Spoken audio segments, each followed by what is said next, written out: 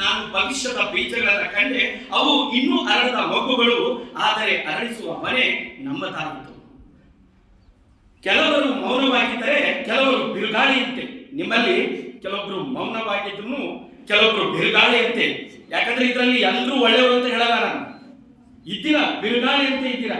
ನಿಮ್ಮಲ್ಲಿ ಏನಾದ್ರು 6ನೇ ಕ್ಲಾಸ್ನಿಂದ ನೆನೆಸ್ಕೊಂಡು ಬಿಟ್ರೆ ನಿಮ್ಮಲ್ಲಿ ಯಾವ ಲೆವೆಲ್ ಇದ್ರಿ ಅಂತಂದ್ರೆ ನನಗೆ ಭಯ ಆಗ್ತಾ ಇರೋದು ಮತ್ತೆ ಕೂಡಿಗೆ ಅವ್ರಿಗೆ ಬ್ಯಾಚೆ ಆಗ್ತೈತೇನೋ ಅಂತ.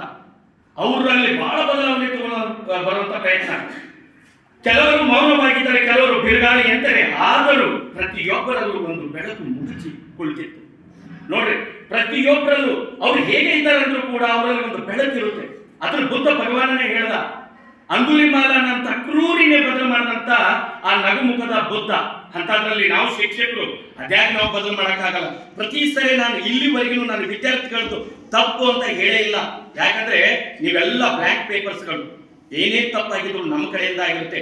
ನಾವು ಕೊಡುವಂತ ವಿದ್ಯೆಗಳಲ್ಲೇ ಏನೋ ವ್ಯತ್ಯಾಸ ಆಗಿರುತ್ತೆ, ನಾವು ನಿಮ್ಮನ್ನು ನೋಡ್ಕೊಳ್ಳುವಂತ ರೀತಿಯಲ್ಲಿ ವ್ಯತ್ಯಾಸ ಆಗಿರುತ್ತೆ ಅಂತ ಅನ್ಕೊಳ್ಳುವಂತ ಒಬ್ಬ ಶಿಕ್ಷಕ. ನಾವು 6ನೇ ತರಗತಿಯ ಆ ಚಿಕ್ಕ ಹೆಜ್ಜೆಯೊಂದಿಗೆ ಆ ಶಾಲೆಯ ಮೆಟ್ಟಿಲು ಏರಿದ ನೀವು, 6ನೇ ತರಗತಿಯ ಚಿಕ್ಕ ಹೆಜ್ಜೆಯೊಂದಿಗೆ ಈ ಶಾಲೆಯ ಮೆಟ್ಟಿಲು ಏರಿದ ನೀವು ಇಂದು ಆತ್ಮವಿಶ್ವಾಸದ ದೃಢ ಹೆಜ್ಜೆಯಲ್ಲಿ ಜೀವನದ ಹೊಸ ದಾರಿಯತ್ತ ಸಾಗುತ್ತಿದ್ರಿ.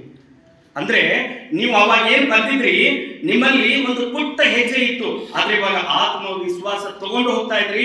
ತುಂಬಾ ದೃಢ ಹೆಜ್ಜೆಗಳನ್ನ ಇಡ್ತಾ ಇದ್ರಿ. ಮೊದಲ ದಿನದ ಸಂಕೋಚದ ಕಣ್ಗಳು ಅವಾಗ ನನಗೆ ಇನ್ನೂ ನೆನಪಿದೆ. ಈಗ ಹಿಂಗ ಈ ಸುನಗಾರಿದ್ದಾನಲ್ಲೋ ಅದೇ ರೀತಿ ನಿಮ್ಮಲ್ಲಿ ತುಂಬಾ ಆ ಸಂಕೋಚದ ಕಣ್ಗಳಿತ್ತು. ಅದೇ ಹುರುಪು, ಅದೇ ಹುಮ್ಮಸ್ಸು. ನೀವು ಏನಾದ್ರೂ ಶಿಕ್ಷಕರನ್ನ ಮಾತು ಕೇಳಬೇಕಾದಾಗ ಆ ಸಂಕೋಚದ ಕೇಳೋ ಬೇಡೋ ಭಯ ಅವೆಲ್ಲ ಇರ್ತಿತ್ತು. ಮೊದಲ ದಿನದ ಸಂಕೋಚದ ಕಣ್ಣುಗಳು ಇಂದು ಕನಸುಗಳಿಂದ ತುಂಬಿವೆ. ಈಗ ನೀವು ಹೋಗ್ತಿರ್ಬೇಕಾದ್ರೆ ಕನಸುಗಳ ಹೋದ್ರಲ್ಲಿ ಬರೇ ಸಂಕೋಚ, ಕ್ಯೂರಿಯಾಸಿಟಿ, ಸಣ್ಣ ಪುಟ್ಟ ಮಕ್ಕಳು ಹೆಂಗ್ ಮಾಡ್ತಾರಲ್ಲ ಆ ರೀತಿ ಇಲ್ಲ ನಿಮ್ಮಲ್ಲಿ. ಈಗ ಕನಸುಗಳು ನಿಮ್ಮಲ್ಲಿ ನಾವು ಸರ್ ಎಂದು ಹಿಂಜರಿಯುವ ನೀವು ಆ ಟೈಮ್ನಲ್ಲಿ ಸರ್ ಅಂತ ಬಂದು ಕರಿಬೇಕಾದ್ರೂ ಕೂಡ ನಿಮ್ಮಲ್ಲಿ ಹಿಂಜರಿಕೆ ಇತ್ತು. ಸರ್ ಎಂದು ಹಿಂಜರಿದು ಕರೆಯುತ್ತಿದ್ದ ಧ್ವನಿ ಇಂದು ಗಟ್ಟಿಯಾದ ನಂಬಿಕೆಯಾಗಿ ಕೇಳಿಸುತ್ತಿದೆ. ಸರ್ ಅಂತ ತುಂಬಾ ಗಟ್ಟಿಯಾಗಿ ನೀವು ಕೇಳ್ತೀರಿ, ಬಂದು ಮಾತಾಡ್ತೀರಿ. ಸೊ ಆ ದಿನದಿಂದ ಹಿಡಿದು ಈ ದಿನದಲ್ಲಿ ನಿಮ್ಮ ಗ್ರಾಫ್ ಯಾವ ರೀತಿ ಇದೆ ಅಂತ ಕವನದಲ್ಲಿ ಬರೀತಾ ಹೋಗ್ತೀನಿ. ಗದರಿಸಿದ ಕ್ಷಣಗಳ ಹಿಂದೆ, ಒಂದೊಂದ್ಸರಿ ನಾವು ಇಲ್ಲಿ ಎಲ್ಲಾ ಶಿಕ್ಷಕರು ಗದರಿಸಿರ್ತಾರೆ, ಆದ್ರೆ ಆ ಗದರಿಸಿದ ಕ್ಷಣಗಳ ಹಿಂದೆ ಒಬ್ಬ ಶಿಕ್ಷಕರ ಕಾಳಜಿ ಇತ್ತು. ಆಗ ನಿಮ್ಮನ್ನು ಗದರಿಸಿದೀವಿ ಅಂತಂದ್ರೆ ಅದು ಮತ್ತೆ ಯಾವ ಕಾರಣಕ್ಕೂ ಅಲ್ಲ, ಹಿಂದೆ ನಿಮ್ಮ ಬಗ್ಗೆ ಕಾಳಜಿ ಇರುತ್ತೆ ಶಿಕ್ಷಕರಿಗೆ.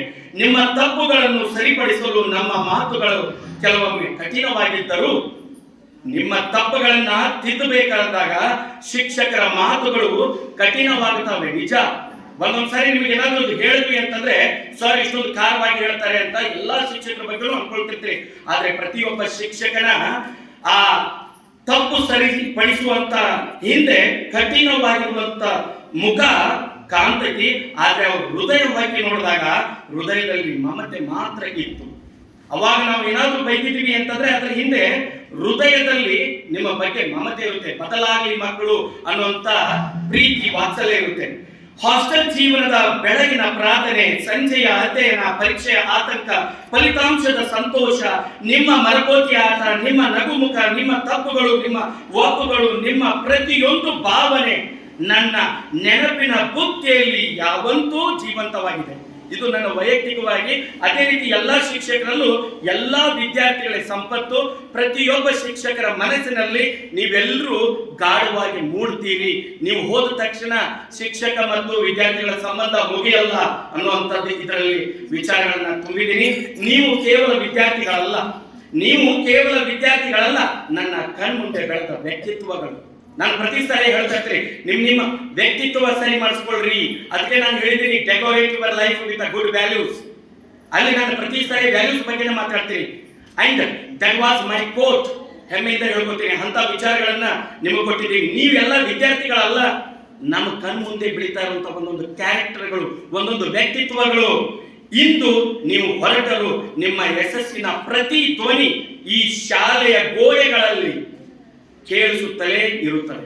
ನೀವು ಯಾರಿಗೆ ಏನೇ ಸಾಧನೆ ಮಾಡಿದ್ರು ಕೂಡ ಈ ಶಾಲೆ ಗೋಡೆಗಳಲ್ಲಿ 100% ಅದು ಈ ಶಾಲೆ ವಿದ್ಯಾರ್ಥಿ ಅವನು ಅಂತ ಮಾತಾಡ್ತಾರೆ. ಯಾಕಂದ್ರೆ ಹಳೆ ವಿದ್ಯಾರ್ಥಿಗಳು ಸಾಧನೆ ಮಾಡಿದ್ರು ಕೂಡ ಈ ಶಾಲೆಯಲ್ಲಿ ಈ ಕ್ಯಾಂಪಸ್ ನಲ್ಲಿ ಪ್ರತಿಧ್ವನಿಸ್ತಾ ಇರುತ್ತೆ. ಅದೇ ರೀತಿ ನೀವು ಕೂಡ ಅಂತ ಸಾಧನೆ ಮಾಡಿದಾಗ ನಿಮ್ಮ ಪ್ರತಿಧ್ವನಿ ಈ ಶಾಲೆಯ ಗೋಡೆಗಳಲ್ಲಿ ಕೇಳಿಸುತ್ತಲೇ ಇರುತ್ತದೆ. ಬಿದ್ದಾಗ ಎತ್ತಿದ ಕ್ಷಣಗಳು ನನಗೆ ನೆನಪಾಗುತ್ತವೆ. ಈಗ ನಾನು ಏನಾದ್ರೂ ನಿಮ್ಮ ಬಾಲ್ಯದಿಂದ 6ನೇ ಕ್ಲಾಸ್ನಿಂದ ನೋಡಿದ್ರಿ ಅಂತಂದ್ರೆ ನೀವು ಯಾವಾಗ ಬಿಟ್ಟಿದ್ದೀರಿ, ಎತ್ತಿದ ಕ್ಷಣಗಳು ನೆನಪಾಗುತ್ತೇವೆ. ನೀವು ನಕ್ಕಾಗ ನನ್ನ ನೋವು ಮರೆಯಾಗುತ್ತದೆ. ಸಾಕಷ್ಟು ಬಾರಿ ನಿಮ್ ಜೊತೆ ಟೈಮ್ ಸ್ಪೆಂಡ್ ಮಾಡಿದ್ದೀನಿ. ನನಗೆ ನೀವು ನಕ್ಕಾಗ, ನೀವು ಸಂತೋಷ ಪಟ್ಟಾಗ ನಿಜವಾಗ್ಲೂ ನನಗದು ನನ್ನ ಅಂದ್ರೆ ನೋವುಗಳಂತ ಏನೇ ಇದ್ರು ಮರೆ ಆಗ್ತವೆ. ನೋವು ಅಂತಂದ್ರೆ ನಾನು ಸಾಧನೆ ಮಾಡಕ್ಕಾಗ್ತಿರೋದನ್ನ ವಿದ್ಯಾರ್ಥಿಗಳು ಸಾಧನೆ ಮಾಡ್ತಾ ಇದ್ದಾರಲ್ಲ, ನನ್ನ ವಿದ್ಯಾರ್ಥಿಗಳು ಅನ್ನುವಂಥದ್ದು ಒಂದು ವಿಚಾರ. ನಿಮ್ಮ ಪ್ರತಿಯೊಂದು ಗೆಲುವು ನನ್ನ ಹೆಮ್ಮೆ ಆಗುತ್ತದೆ. ಯಾರು ಏನೇ ಸಾಧನೆ ಮಾಡಿದ್ರು ನನ್ನ ವಿದ್ಯಾರ್ಥಿಗಳು ಅಂದ್ರೆ ಎಲ್ಲರೂ ಬಂದ್ರಿ, ಎಲ್ಲಾ ಶಿಕ್ಷಕರ ಆಸೆ ಇದು. ಒಬ್ಬ ವಿದ್ಯಾರ್ಥಿ ಸಾಧನೆ ಮಾಡಿದ್ದಾನಂತಂದ್ರೆ ಹೆಮ್ಮೆ ಆಗೋದು ಆ ಶಿಕ್ಷಕನಿಗೆ, ಅದು ಯಾರು ಬೇಕಾದ್ರೂ ಆಗಿರ್ಬೋದು. ಅದಕ್ಕೆ ಈ ಏನ್ ಪಾಯಿಂಟ್ಗಳದಾವು ಇದು ಎಲ್ಲಾ ಶಿಕ್ಷಕರಿಗೆ ಸಂಬಂಧಪಟ್ಟಿದ್ದು. ಬಿದ್ದಾಗ ಎತ್ತಿದ ಕ್ಷಣಗಳು ನನಗೆ ನೆನಪಾಗುತ್ತವೆ. ನೀವು ನಕ್ಕಾಗ ನನ್ನ ನೋವು ಮರೆಯಾಗುತ್ತದೆ. ನಿಮ್ಮ ಪ್ರತಿಯೊಂದು ಗೆಲುವು ನನ್ನ ಹೆಮ್ಮೆ ಆಗುತ್ತದೆ. ಸೂಪರ್ 30+2 ಕನಸು ಕೇವಲ ಪಾಠವಲ್ಲ. ಸೂಪರ್ 30+2 ಕನಸು ಕೇವಲ ಪಾಠವಲ್ಲ, ಅದು ನಿಮ್ಮ ಭವಿಷ್ಯಕ್ಕಾಗಿ ನನ್ನ ಸಂಕಲ್ಪದ ಬೆಂಕಿ ಕಣ, ಬೆಂಕಿ ಕಿಡಿ, ಇಗ್ನೈಟೆಡ್ ಮೈಂಡ್. ಅದು ಸೂಪರ್ 30+2 ಅದು ನನ್ನ ದುಡ್ಡು ಮಾಡ್ಬೇಕಂತ ಮಾಡಿರುವಂತದ್ದಲ್ಲ.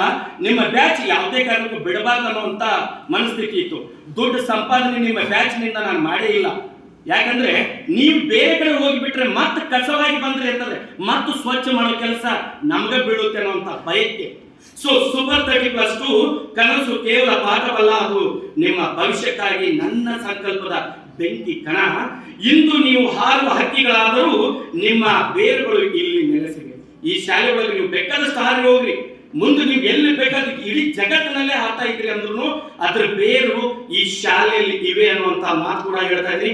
ಒಂದು ದಿನ ನೀವು ದೊಡ್ಡವರಾಗಿ ಸರ್ ನಾನು ಸಾಧಿಸಿದೆ ಎಂದು ಹೇಳಿದಾಗ, ಒಂದು ದಿನ ನೀವು ದೊಡ್ಡವರಾಗಿ ಸರ್ ನಾನು ಸಾಧಿಸಿದೆ ಎಂದು ಹೇಳಿದಾಗ ಅದು ನನ್ನ ಶಿಕ್ಷಕ ಜೀವನದ ಅತ್ಯಂತ ಹೆಮ್ಮೆಯ ಕ್ಷಣ. ಇಲ್ಲಿವರೆಗೂ ನಾನು ಯಾವ ವಿದ್ಯಾರ್ಥಿ ಹತ್ರನು ₹1 ಯಾವುದೇ ಕಾರಣಕ್ಕೂ ನಾನು ಲಾಭ ಮಾಡ್ಕೊಂಡಿಲ್ಲ. ಇಲ್ಲಿವರೆಗೂ ನಾನು 2012ರಿಂದ ನಾನು ಏನು ವಿದ್ಯಾರ್ಥಿಗಳನ್ನು ಸಂಪಾದನೆ ಮಾಡಿದ್ದೀನಿ ಅವರಿಂದ ₹1 ಅಷ್ಟು ನಾನು ಲಾಭ ತಗೊಂಡಿಲ್ಲ. ಯಾಕಂತಂದ್ರೆ ನೀವು ಬೇಕಾದಷ್ಟು ಹಾರಿ, ಜಗತ್ತೇ ಹಾರಿ, ಆದ್ರೂ ಕೂಡ ನೀವು ಏನೇ ಸಾಧನೆ ಮಾಡಿದ್ರು ಅದು ಪರವಾಗಿಲ್ಲ. ನಾನು ಸಾಧಿಸಕ್ಕಾಗದೇ ಇರೋದನ್ನೆಲ್ಲ ನನ್ನ ವಿದ್ಯಾರ್ಥಿಗಳು ಸಾಧನೆ ಮಾಡ್ತಾ ಇದ್ದಾರೆ ಅಂತ. ಈಗ ನೋಡಿ ನಿಮ್ಗೆಲ್ಲ ಗೊತ್ತು, ಪ್ರವೀಣ್ ರಾಜ್ ಅನ್ನುವಂತ ಹುಡುಗನ ಮೇಲೆ IPS IAS ಹಾಗೆ ಆಗ್ತಾನೆ ಅಂತ ನಾನು ತುಂಬಾ ಭರವಸೆ ಇಟ್ಟಿದ್ದೆ. ಆದ್ರೆ ಅವನು ಮತ್ತೆ ಕೆಳಗೆ ಬಂದ್ಬಿಟ್ಟ, ಸಣ್ಣ ಪುಟ್ಟ ನೌಕರಿ ಮಾಡುವಂತ ವಿಚಾರ ಮಾಡ್ತಾ ಇದ್ದಾನೆ. ಅವಾಗ ನನಗೆ ತುಂಬಾ ನೋವಾಗುತ್ತೆ. ಅವನಿಂದ ನಾನು ಏನು ನಿರೀಕ್ಷೆ ಮಾಡಿಲ್ಲ. ನಾನು ಅನ್ಕೊಂಡಿದ್ದು ನಾನು ಮಾಡಕ್ಕಾಗಿಲ್ಲ, ಆದ್ರೆ ನನ್ನ ವಿದ್ಯಾರ್ಥಿಗಳು ಮಾಡಬೇಕು. IAS ಆಫೀಸರ್ ಆಗಬೇಕನ್ನುವಂಥವ್ರು ಡೂ ಆರ್ ಡೈ ಆಗಲೇಬೇಕನ್ನುವಂಥದ್ದು ಹೇಳ್ತೀನಿ. ನನ್ನ ಜೀವನದಲ್ಲಿ ನಾನು ಎಲ್ಲೋ ಹೋಗಬೇಕಾದಂಥವ್ರು, ನಾನು ಸೋತು ಇಲ್ಲಿ ಬಂದಿದ್ದೀನಿ. ಪ್ರತಿ ಕ್ಷಣನು, ಪ್ರತಿ ದಿನನು, ಪ್ರತಿ ರಾತ್ರಿನೂ ಇಲ್ಲಿವರೆಗೂ ನಾನು ಬಹಳ ನೊಂದುಕೊಂಡೇ ಬದುಕ್ತಾ ಇದ್ದೀನಿ. ಆ ನೊಂದುಕೊಳ್ಳೋದು ನೀವು ಆಗಬಾರ್ದು ಅನ್ನೋಂಥದ್ದೇ ನನ್ನ ಈ ಕವನದ ಸಾರಾಂಶ. ಹೋಗಿ ಧೈರ್ಯವಾಗಿ ಹಾರಿರಿ, ಹೋಗಿ ಧೈರ್ಯವಾಗಿ ಹಾರಿರಿ, ಆಕಾಶವೇ ನಿಮ್ಮ ಮಿತಿ ಆಗಲಿ. ಸಾಧನೆ ಮಾಡಕ್ ಹೋಗಾಕತ್ತೀರಿ ನೀವೆಲ್ಲ. ಯಾಕಂದ್ರೆ 10th ಮೊದಲನೇ ಹೆಜ್ಜೆ. ಈಗ ನೀವು ಹೆಜ್ಜೆ ಬಂದು ಕಲಿತು ನೀವು ಯಾರು ಬೇಕಾದ್ರೂ ಯಾವ ಕ್ಷೇತ್ರದಲ್ಲಿ ಬೇಕಾದ್ರೂ ಎಷ್ಟು ಹಾರಿರೋ ಹಾರಿ, ಹೋಗಿ ಬೇಕಾದಂಗೆ ಹಾರಿ, ಹೋಗಿ ಧೈರ್ಯವಾಗಿ ಹಾರಿರಿ. ಯಾಕಂದ್ರೆ ಈಗಾಗಲೇ ನಿಮಗೆ ಸಾಕಷ್ಟು ಹೊರಗಿನ ಜಗತ್ತನ್ನ ನಿಮಗೆ ಕಣ್ಮುಂದು ತಂದು ಇಟ್ಟಿದ್ದೀವಿ. ಬೇಕಾದಂಗೆ ನೀವು ಹೋಗ್ರಿ, ಧೈರ್ಯವಾಗಿ ಹೋಗಿ. ಯಾರಿಂದ ಮೋಸ ಕೂಡ ನೀವು ಆಗಲ್ಲ, ಯಾಕಂದ್ರೆ ಅಂತ ವಿಚಾರಗಳನ್ನ ತುಂಬಾ ತುಂಬಿದ್ದೀವಿ. ಹೋಗಿ ಧೈರ್ಯವಾಗಿ ಹಾರಿರಿ, ಆಕಾಶವೇ ನಿಮ್ಮ ಮಿತಿ ಆಗಲಿ.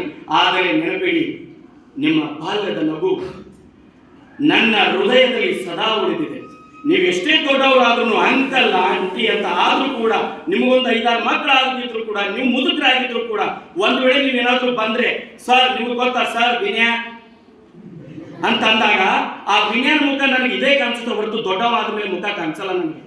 ಯಾಕಂದ್ರೆ ಈಗ ಏನ್ ಮುಖಗಳದಾವು ಇದೇ ನಮ್ಮ ಹೃದಯದಲ್ಲಿ ಪ್ರಿಂಟ್ ಆಗಿರುತ್ತೆ. ಸೊ ಯಾವುದೇ ಕಾರಣಕ್ಕೂ ನೀವು ದೊಡ್ಡವರಾದ್ಮೇಲೆ ದೊಡ್ಡ ಸ್ಟ್ರಕ್ಚರ್ ಬರಲ್ಲ. ಈಗ ಪ್ರವೀಣ್ ರಾಜ್ನ ಬಗ್ಗೆನೋ ಇಲ್ಲ ಮಧುಶ್ರೀ ಬಗ್ಗೆನೋ ನಾನು ಏನಾದ್ರು ವಿಚಾರ ಮಾಡಿದ್ರೆ ನನ್ನ ಚನ್ನಪಟ್ಟಣದ ವಿದ್ಯಾರ್ಥಿಗಳು ಅವ್ರನ್ನೆಲ್ಲ ನಾನು ವಿಚಾರ ಮಾಡಿದೆ ಅಂತಂದ್ರೆ ಅವ್ರು ನನ್ನ ಕಣ್ಣು ಮುಂದೆ ಬರೋದೇ ಆ ಸಣ್ಣ ಪುಟ್ಟ ಮುಖಗಳು. ಸೊ ನಿಮ್ಮ ಬಾಲ್ಯದ ನಗು ನನ್ನ ಹೃದಯದಲ್ಲಿ ಸದಾ ಉಳಿದಿದೆ, ನನ್ನ ನೆನಪುಗಳ ಪುಟದಲ್ಲಿ ಸೇರಿವೆ. ಸೊ ಈತಿ ನಿಮ್ಮ ಸರ್ವಮುರಳಿ. ಇದು ಮನದಾಳದ ಮಾತುಗಳು. ಸೊ 24 ಬ್ಯಾಚ್ ಬಗ್ಗೆ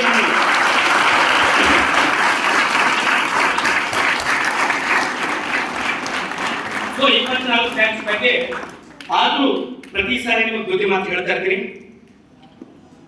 10th ಮುಗಿತು, ಕ್ಯಾಂಪಸ್ ಆಯ್ತು, ಇಲ್ಲಿ ಇದ್ದಾಗೆ ನಾವಲ್ಲಿ ಯಾರು ಸಿಗಲ್ಲ.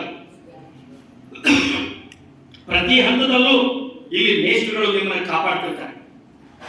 ಎಷ್ಟೋ ಹಳೆ ವಿದ್ಯಾರ್ಥಿಗಳು ಬಂದು ಹೇಳಿದ್ದಾರೆ,